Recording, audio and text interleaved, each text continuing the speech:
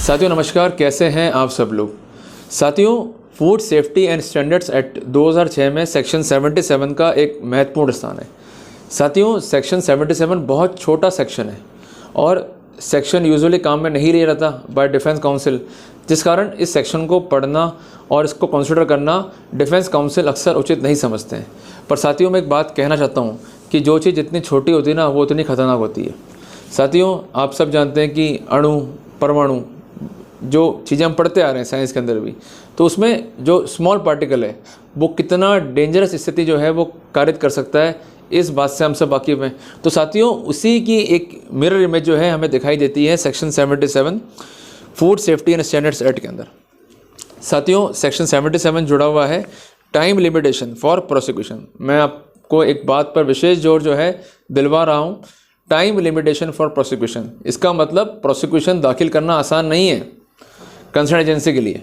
Concern food safety officer को ये भी अश्योर करना पड़ेगा कि जो प्रोसिक्यूशन है उसने विद इन टाइम कर दिया है। अगर विद इन टाइम प्रोसिक्यूशन नहीं हुआ है तो ऐसा प्रोसिक्यूशन दाखिल नहीं होगा, और दाखिल हो जाता है तो ऐसा प्रोसिक्यूशन जो है हिट होगा by section 77 of food safety and standards act से। साथियों, क्या कहता है प्रोटोकॉल, इसको समझते हैं।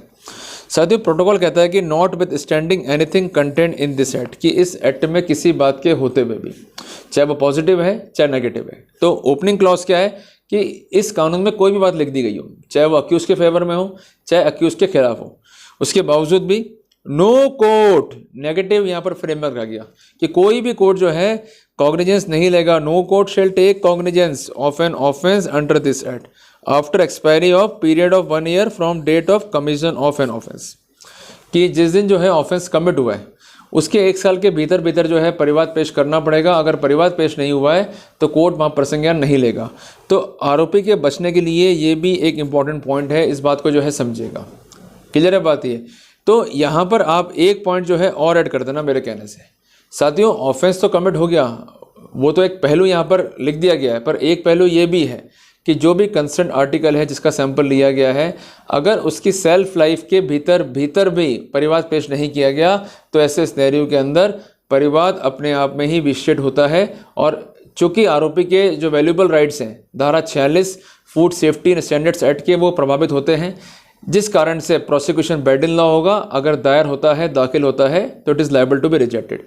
साथियों, समझिएगा बात को, ये स्थिति वैसी है जो कि पूर्व कानून prevention of food adulteration act 1954 की धारा 13 सब क्लॉज 2 में थे कि अगर कोई सैंपल लिया गया है तो सैंपल की जांच का अधिकार जो है आरोपी को मिलना चाहिए। अगर सैंपल की जांच का अधिकार आरोपी को नहीं दिया गया है, जिस बारे में कोई कॉरेस्पॉन्डेंस नहीं है, अगर है तो उसकी प्राप्ति स्वीकृति नहीं है, तो ऐसे सिनेरियो में धारा 13(2) PFA कानून का लाभ जो है कंसर्न आरोपी को मिलता था। और साथियों, कई इंटरप्रिटेशन आए, इवन ऑनरेबल सुप्रीम कोर्ट के, इवन वेरियस हाई कोर्ट के। उन्होंने यहाँ तक कहा कि अगर कोई सैंपल आपने ड्रॉ किया है और उसकी सेल्फ लाइफ के भीतर आपने परिवाद पेश नहीं करा है तो ऐसा परिवाद जो है मेंटेनेबल नहीं होगा। साथियों, मैं स्पेशल जोर दे रहा हूँ दूध के सैंपल्स के ऊपर। हम जानते हैं कि दूध जो है एक पर्शेबल आइटम है और दूध के कई प्रोडक्ट्स हैं जिसका सैंपल लिया जा सकता है, जैसे पनीर का हो गया, दही का हो गया, पर इनकी एक सेल्फ लाइफ है जो है 6 महीने। कई केसेस में देखा गया था कि परिवाद दाखिल हुआ 1 साल बाद, 1.5 साल बाद, तो वो प्रोसिक्यूशन भी कोर्ट ने रद्द कर दिया कि इस ग्राउंड पे कि आप सेल्फ लाइफ पीरियड को एक्सपायर करके आ रहे हैं। अगर आप उस पीरियड के भीतर आ जाते तो कम से कम मौका पूरा मिलता आरोपी को, चूंकि मौका ही नहीं मिला है। तो ऐसे सिनेरियो के अंदर जो कंसर्न राइट्स हैं कानून में अवेलेबल, आरोपी को वो नहीं मिल पाए, जिस कारण ये परिवाद जो है मेंटेनेबल नहीं है। जिस कारण मैं बार बार जोड़ दे रहा हूँ कि जब टाइम लिमिटेशन की बात कह दी गई है तो ये बात आपके फेवर में है। मैं बात कर रहा हूँ डिफेंस के एंगल से। तो कानून में कोई बात मीन्स कोई भी छूट मिल रही है प्रोसिक्यूशन को, क्लियर है, उसके होते हुए भी कोर्ट जो है किसी भी रूप में प्रसंज्ञान नहीं लेगा किसी भी अपराध का, उस स्थिति में जहां ऑफेंस के कमिट होने के 1 साल के भीतर परिवाद को पेश नहीं किया गया है, उससे बियॉन्ड जाकर जो है परिवाद को पेश किया गया है। पर इसका एक एक्सेप्शन भी है जो कि जुड़ा हुआ है इसी के साथ में, जो कि है प्रोविजो के फॉर्म में। ये हमारे लिए काफ़ी इंपॉर्टेंट है, इसको जो है हमें समझना होगा और इस कंसर्न नेगेटिव बात से कैसे बचना है ये भी हमें जो है समझना होगा। Provided that the commissioner of food safety may for reasons to be recorded in writing approve prosecution within an extended period up to 3 years. एक बात जो है ध्यान रखिएगा कि इस लिमिटेशन को बढ़ाया जा सकता है पर 3 साल तक, उससे बियॉन्ड जाकर नहीं बढ़ाया जा सकता। दूसरी बात है कि ऐसा करने पर रीजंस जो है रिकॉर्ड करने होंगे। रीजंस जो रिकॉर्ड होंगे वो मौखिक नहीं होंगे, वो होंगे राइटिंग में। पर एक टर्म जो है यहाँ पर आप यूज़ कर लीजिए कि जो भी रीजंस रिकॉर्ड होंगे उसके साथ में एक प्रॉपर रीजनिंग भी जो है देनी होगी। अगर proper reasoning commissioner of food safety नहीं दे रहा है तो ये घातक स्थिति है। अब यहाँ पर 2 पॉइंट जो है आप नोट रखिए। एक जजमेंट है ऑनरेबल सुप्रीम कोर्ट का इंद्रजीत सिंह बनाम संतोष के नाम से जजमेंट है दिनांक 19/4/2022 का। उसमें ये कहा गया है कि जो कोई भी आदेश क्वाजी जुडिशल या प्रशासनिक अधिकारी पारित करते हैं उसका प्रॉपर रीज़न होना चाहिए। ऐसा दिखाई देना चाहिए कि एप्लीकेशन ऑफ माइंडो है। अगर ऑर्डर जो है एब्सेंट है, ऑर्डर जो है इन लिमिने मीन्स इन शॉर्ट है, या प्रॉपर रीजंस जो है डिस्कस नहीं किए गए, तो ऐसे सिनेरियो में ऑर्डर जो है एब्सेंट होगा।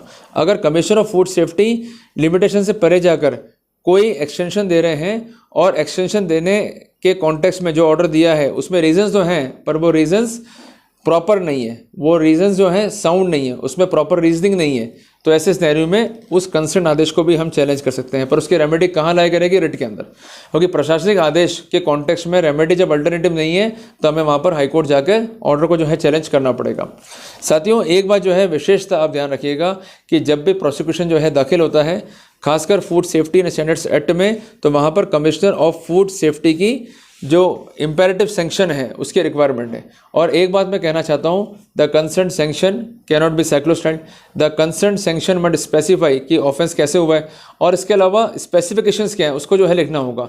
अगर जनरल ऑर्डर है, कोई स्पेसिफिकेशन नहीं है, या ऐसा दिखाई दे रहा है कि साइक्लोस्टाइल्ड है, या फिल इन द ब्लैंक्स कर दिया गया है, तो इस पॉइंट पर भी जो है आप सैंक्शन को चैलेंज कर सकते हैं। तो साथियों, सैंक्शन के लिए तो ऑर्डर होगा ही होगा, पर उसके साथ साथ अगर देरी है तो अलग से ऑर्डर पास करना पड़ेगा। तो मैंने आज के अध्याय में आपको ये स्पष्ट करने का प्रयास किया कि 77 food safety and standard acts 2006 का महत्व क्या है, इसके तहत हम क्या लाभ दे सकते हैं, और अगर टाइम को एक्सटेंड किया गया है गलत तरीके से तो वहाँ पर हम कैसे आपत्ति कर सकते हैं। साथियों, महत्वपूर्ण जानकारी है। जल्दी मिलते हैं अपने नए टॉपिक के साथ। टिल देन, जय हिंद, जय भारत।